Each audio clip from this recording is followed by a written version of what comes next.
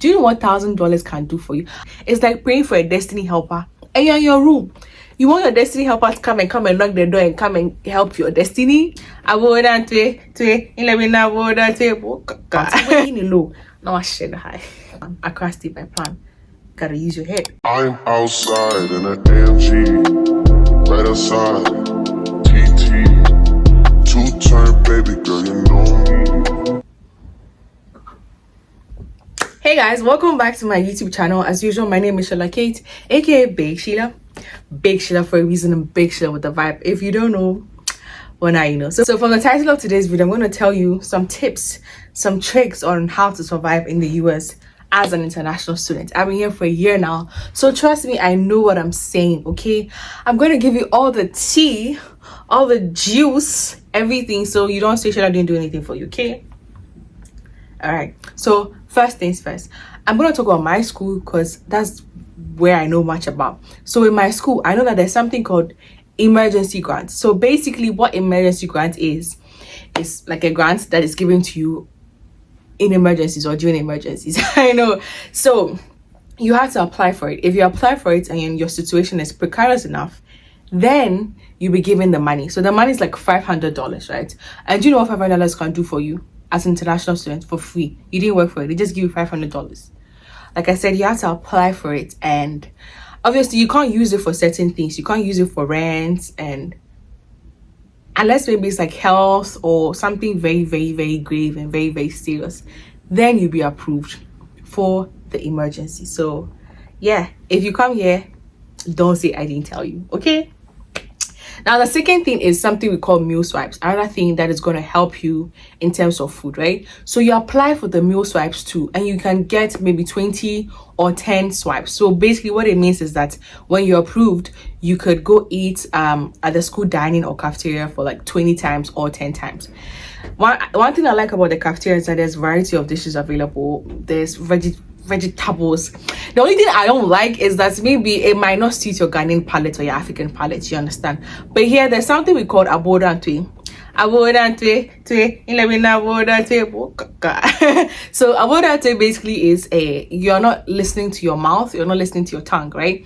So maybe it's not as spicy as you want it, but imagine you come from a 3-hour class and you're hungry. So is it now that you're going to go home, going to pound for food after your class or something like that? You can just pass by the cafeteria and then eat with your friends and then you're good to go. So once again, thank me later. So when I was talking about the free swipes, I think in my other videos I also mentioned that there are different places you can go on campus and also in the community where they'll give you free food, right? When you come here, just take advantage of all of these things that are available. Don't let people try to shame you into, oh, why are you taking free stuff? Oh, why are you? I think that thing's a Ghanaian mindset, because some people here will tell you that, oh, me, I've never been to the pantry before, as if it's a flex. If they don't want to go because they don't need to go, that is fine.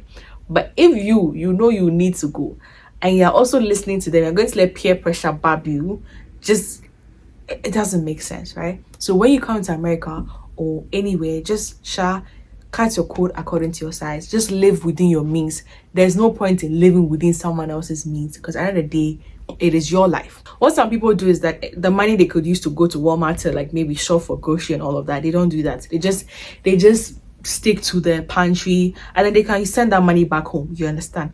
Like I said, America stay by plan, Accra stay by plan. Gotta use your head. What I don't really like about the pantry too is that sometimes maybe it doesn't favor your African palate. Really, it doesn't. But then, like I said earlier, abundantly we move. So what I do is that once in a while, I mean every now and then, I pass by to see if I can get something, and that it just cuts down my grocery bill. Do you understand? Yeah. And there's no shame in it. Don't let anyone shame you. Okay?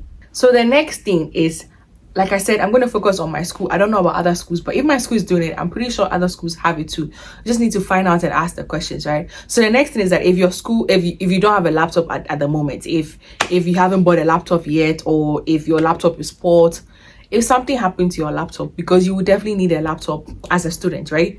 You can go to the school IT department and ask them for a laptop. So they have different types of laptops ranging from Lenovo to like MacBooks, and then they'll give it to you for a stipulated number of days, and after that you return it. And that is very, very, very good. Some people don't know about that, but like I said, I am here to let you know. Okay, so the next thing is that I know that every department on campus, they do this thing yearly where they award best students. I don't know if it's best students or best GA or best teaching assistant. Anyway, they award some best people, right? And I heard a little birdie told me that one friend of ours got like $1,000 because she was one of the best students in the department. $1,000. Do you know what $1,000 can do for you? I'm not too sure, but then I could be wrong, but I know that I'm not too far from the truth, right? It might not exactly be $1,000, but then basically she was giving money for being one of the best students, right? So knowing this in mind, if you're coming here, you can also come with the intention of being one of the best students, and then eventually you can get that kind of money for free just for coming to school to learn. Don't say I didn't tell you. So now the next thing, speaking of academics, right? I'm going to tell you some AI tools you need to use. AI tools are basically, they're supposed to help you learn, right? Learning tools aid you in learning. But just like a knife is a very essential utensil or tool in every home. But then if it's used wrongly, it could be a weapon. Same way with these AI this thing. If you don't use it well and they bab you, you could be in dire trouble. You could be in so much trouble. So don't say Sheila said it. All I'm just telling you is I just use it with caution and use it with care, right? So there's chat, of course. You should know chat by now. If you don't know, don't worry, it's fine. There's chat, there's Perplexity, there's Claude AI, there's Copilot. These are the ones I know and I use every now and then. Even sometimes when I'm bored, I just text chat like a human being, like, what's up? Like, are you okay? You know, I just text chat. Sometimes I need some assurance and I just text and then they tell me, you understand? So you could also use that too as well. And also Snap AI. Sometimes I talk to Snap AI. Also, you can also use YouTube. Like, there are some times where school is hard. I've been saying it's like being an international student. In fact, being a grad student is very hard. Being a grad student on top of being an international student is harder. Like, you're battling with so many things, so you need all the help you can get. So use these AI tools carefully. All right, next thing is clothes. I'm sure you're wondering, Sheila, how are you gonna get clothes, blah blah blah? Because me, that's what I was wondering, like, how are you gonna build up your closet? See, me, number one advocate for thrifting. When I was in Ghana, I used to go to Cantamanto, but it was such a strenuous activity because it was so much stress. You had to wake up at dawn, Wednesday and Saturday, big trotro, you go. It was such a hustle and bustle, like smelly people, unpaid, rude people. It was just too much for me. So even though I liked going to Cantamanto, I hated it too at the same time. It was just a love and hate affair, right? But when I came here, thrifting, oh my God. Half of the things in my closet, I thrifted them. And then, like I said, there's no shame in that. Don't allow people shame you. Like, don't allow people come and say, oh, me, I don't buy my things at the thrift store. I mean, it's just very silly. You can get them at a cheaper price. So what I do is that if I need to buy anything, I just go to the thrift store first. Like anything that has to do with like clothing, I go to the thrift store first. If I don't get it, then maybe I can go to either Walmart, Amazon, you know, all of those sites. But even, you see my previous video, the one I wore on my Thanksgiving. If you haven't watched that video, please go and watch. And also, please subscribe to my YouTube channel, yeah? But I thrifted that dress. If I didn't tell you I thrifted that dress, you won't know. It was like $3. If I don't tell you, you won't know. See, that's the whole thing about, wait, you know, no, I shouldn't hide. I'm kidding, but hey, just live within your means. It's not even about living within your means, just about being smart. That's it. That's really it. So I buy most of my stuff from the thrift store or maybe Shein, as you already know. But I've been told there's a place on campus called is it Charlie's Cupboard, where you can get stuff for free, clothes for free. I don't know, I've not been there, I don't even know where it is, but I've heard. One day I'll check it out and I'll just let you guys know what I'm talking about. But in case you come, you can also go looking for that. All right, so the next thing is having a hobby. I can't believe I'm saying this, I sound like my mom right now, but like, having a hobby. You know, I remember when I came and I shared my YouTube to people and someone was like, he doesn't understand what it is with Ghanaians or Nigerians or Africans in general. The minute they leave the country, they're like, hi guys, welcome back to my YouTube channel. And it was very fun, we laughed about it. But I understand now. Let me tell you how life in America is like. It's a very mundane lifestyle. Basically, you get up in the morning, you bath, you go to work. Some don't even bath, but that's another thing. You get up in the morning, you bath, you go to work, you go to school if you have school, and then the following morning do the same thing. Just work, school, work and school. Like, it's a very vicious cycle full of nothing. and very boring, and that is how come people end up getting depressed. So I don't know about you guys, right? But ever since I started doing YouTube, like I said, I spent hours shooting a video, then I spent hours editing. So that is like 2 or 3 days of my life where I don't have to think about what I'm going through. And I know I sound like I'm making fun, but I'm serious. So I'm not saying go and do YouTube too. I'm just saying that have something doing, have something that'll take your mind off whatever you're going through. So people enjoy cooking, people enjoy baking. I have this friend, every time she's sad or something, she bakes bread and cakes, and trust me, it's so nice. So it's very therapeutic if you ask me. So I'm just gonna advise you to like have something doing, something that makes you happy, something that takes your mind off reality. Sometimes it helps to be delusional sometimes. Do you understand what I'm trying to say? So if yours is cooking, baking, going to the gym, doing makeup, mine happens to be content creation, which I enjoy doing. So that's what I'm going to tell you to do. The next thing is very similar to what I spoke about, but then no shade to introverts, right? But then see, I don't think it's advisable to leave your house and then come to America, and then you're just in your room 24/7. Like, I know people, if not for school, I've not even seen them before. When they are doing programs, they don't come.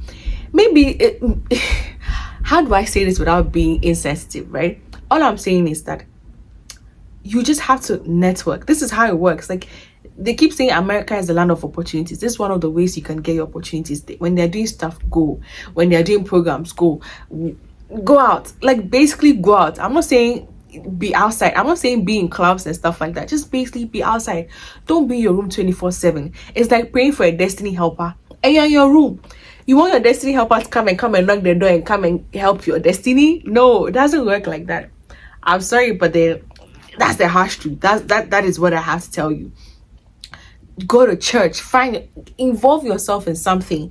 Even sometimes it's not even about help. It's not even about the help you can get. It's just the fact that you're seeing other people other than the four walls of your room is just going to do a whole lot to your mental health. I'm going to stress this, and I'm going to stress this every opportunity I can.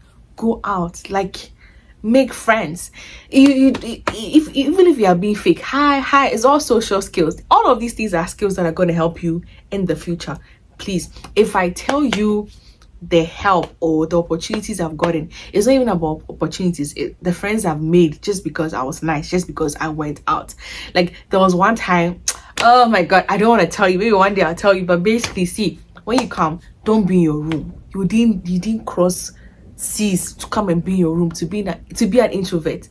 No offense to introverts, Sha. I'm just trying to say that, like, Charlie, sometimes it's not all the time. You don't know where you meet certain people, so just find yourself outside. Not all the time, but at least there should be a balance. Like, outdoor kakra, you stay in your room kakra, you go here kakra. If they are doing church, you are there. If there's a program, you're there. African Student Association, you're here. This thing, you're here. Your friend is doing birthday party, you're here. Someone is doing this, you're here. I mean, it's just you showing up for others, and then others also show up for you. Basically, that is what I think. I know I'm talking too much, but that's what I think. All right. Now, the last but not least thing I'm going to talk about is let me give you a story. So I had this friend. She was telling me, I think 2 days ago, about how she basically was trying to talk shit about basically she was saying stuff she wasn't supposed to say about where she was working to a fellow immigrant, and then later on the person went to throw her under the bus, and she was complaining bitterly. And I'm like, you see, that's the mistake a lot of people make, and that's one of the mistakes I've made at some point. Right now I've learned my lesson. We tend to believe, or we tend to think, that because people are in the same situation as us or the same color as us, they are going to have our backs. No, it doesn't work that way. Your own Ghana man will do something to you and you'll be like, I'm not from the same place. Because trust me, there have been instances whereby some people do certain things to me and I'm like, but we are fam. I thought in the club we are fam. In the club we are fam. No, here you are not all fam in the club. It doesn't work like that. People will show you shege because they are thinking about themselves. And initially it used to hurt me. Initially it used to bash me. Like, me too, low-key, I'm very emotional. So sometimes I'm like, why would you do it? Because I wouldn't do that to you. Thinking we are from the same country or because we are all Ghanaians. No. So please know this and know peace. Everyone went for their visa interview alone. Like, every single person here or you're going to meet, they all went for their visa interviews alone. That is it. That's what you need to understand. When you come here, each one for himself, God for us all. And if you're going to be good, just be good because you want to be good. Don't be good expecting people to do that in return, because more often than not, it's not going to be like that. And don't have expectations for people, especially just because you think we are all from the same country. People you just met, after 2-3 years, you're not going to see them again. They're not going to see you again. And if you're lucky to find your day ones or your fam, that's good for you. But then don't have expectations for people. And this advice also to myself too, because trust me, it took a hard time. I had to learn this the hard way, and I'm still learning it. So I'm telling you and also telling myself to not to have expectations for people, unless maybe they're your family, your mother and father. That is it. But when you come here, don't expect the people you meet to do things you probably would do. I don't know if I'm making sense, sure, but think about it. There's some sense in what I'm saying. That's it, guys. We've come to the end of today's video. I hope I've been able to give you the things you need to hear. I hope what I've said so far, I haven't wasted my time. I hope this video has been very helpful to you and for you. As usual, it's still Bake Sheila for a reason, and Bake Sheila with the vibe. If you don't know, well, now you know. Please make sure you subscribe to my YouTube channel. Make sure you like this video, and also make sure you follow me on Instagram as well at @vanderpoy_. I'll put it over here so you guys can see. Until then, I'll see you in my next video. Bye.